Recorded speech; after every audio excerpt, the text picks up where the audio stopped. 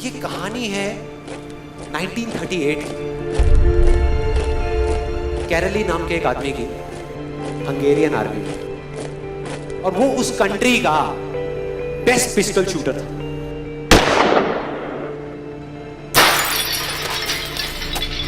जितनी भी national championships हुई थी उस कंट्री में, उसको वो जीत चुका था। और सबको ऑलमोस्ट कंफर्म था कि 1940s में जो ओलंपिक्स होने वाले हैं उसमें गोल्ड मेडल कैरली को ही मिलेगा। और उसने सालों से ट्रेनिंग करी थी। उसका एक ही सपना था, एक ही फोकस था कि मुझे अपने इस हाथ को दुनिया का बेस्ट शूटिंग हैंड बनाना है, बेस्ट बनाना है, बेस्ट बनाना है। और वो कामयाब हो गया, उसने बना लिया बेस्ट शूटिंग हैंड। सिर्फ 2 साल का फर्क था। 1938 में एक आर्मी का ट्रेनिंग कैंप चल रहा था। क्योंकि वो आर्मी में था तो एक एक्सीडेंट हो गया। उसके उसी हाथ में जिससे उसने गोल्ड मेडल जीतना था, उसमें एक हैंड ग्रेनेड फट गया और वो हाथ चला गया। जो उसका सपना था, जो फोकस था, सब खत्म।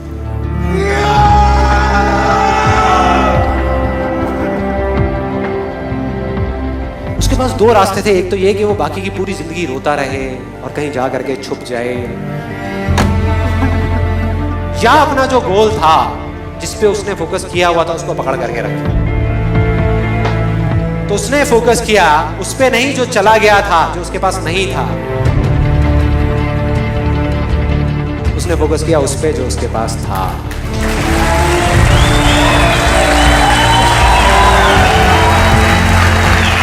जो उसके पास था।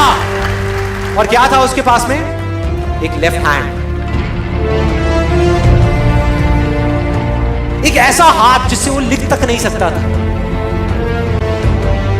1 महीने तक उसका हॉस्पिटल में इलाज चला इस हाथ के लिए, और सही 1 महीने बाद अपनी ट्रेनिंग शुरू कर दी इस हाथ के लिए।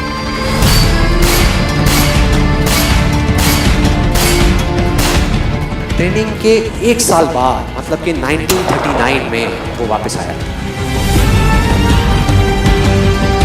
नेशनल चैंपियनशिप्स हो रही थी वहीं पे हंगरी में, और बाकी भी बहुत सारे पिस्टल शूटर्स थे वहां पे। उन्होंने जा करके उसको कांग्रेचुलेट किया, कहा कि यार देखो, ये होता है जज्बा, ये होती है स्पोर्ट्समैन स्पिरिट, कि इतना सब कुछ होने के बाद भी तुम यहां पर आए हो हमको देखने के लिए और हमारा हौसला बढ़ाने के लिए। किसी को नहीं पता था कि वो 1 साल से अपनी ट्रेनिंग कर रहा था लेफ्ट हैंड की। और उसने जवाब दिया,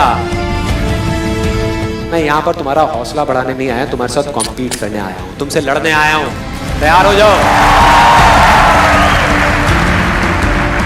और कंपटीशन हुआ। बाकी सब वहां पर जितने भी लोग थे वो कॉम्पीट कर रहे थे अपने बेस्ट हैंड से। ये कॉम्पीट कर रहा था अपने ओनली हैंड से, ओनली हैंड से। कौन जीता? The man with the only hand, Karoly जीत गया। लेकिन वो यहां नहीं रुका। उसका गोल क्लियर था कि मुझे इस हाथ को इस कंट्री का नहीं, इस पूरी दुनिया का बेस्ट शूटिंग हैंड बनाना है। उसने अपना सारा फोकस उठा करके डाला 1940 पे, जब ओलंपिक्स होने वाले थे। लेकिन 1940s के ओलंपिक्स कैंसिल हो गए वर्ल्ड वॉर की वजह से।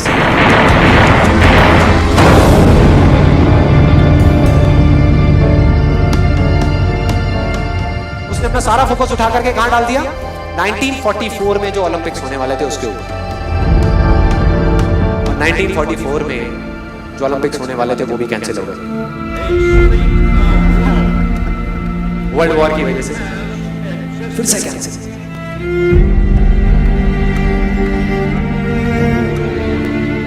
उसने अपना सारा फोकस उठा करके डाल दिया 1948 के ओलंपिक्स में। 1938 में उसकी एज थी 28 साल, 1948 में उसकी एज हो चुकी थी 38 इयर्स। और जो यंगर जो प्लेयर्स आते हैं निकल करके, उनसे कॉम्पीट करना मुश्किल होता चला जाता है। लेकिन मुश्किल नाम का ये वर्ड था ही नहीं उसकी डिक्शनरी में। वो गया, पूरे वर्ल्ड के बेस्ट शूटर्स आए हुए थे जो अपने बेस्ट हैंड से कॉम्पीट कर रहे थे, और ये अपने ओनली हैंड से कॉम्पीट कर रहा था। और कौन जीता? The man with the only hand.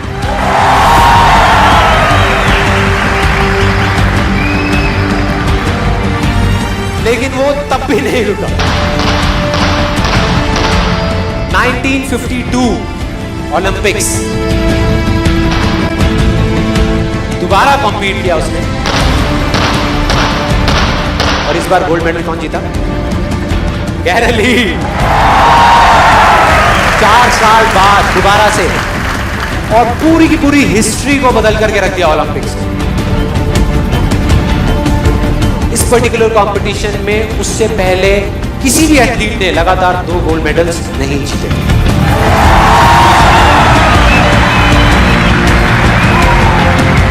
अब किसी भी लूजर के पास चले जाओ, उसके पास लिस्ट होगी बहानों की कि मैं इस वजह से फेल हुआ अपनी लाइफ में, इस वजह से मैं कुछ नहीं कर पाया। बहुत लंबी लिस्ट है।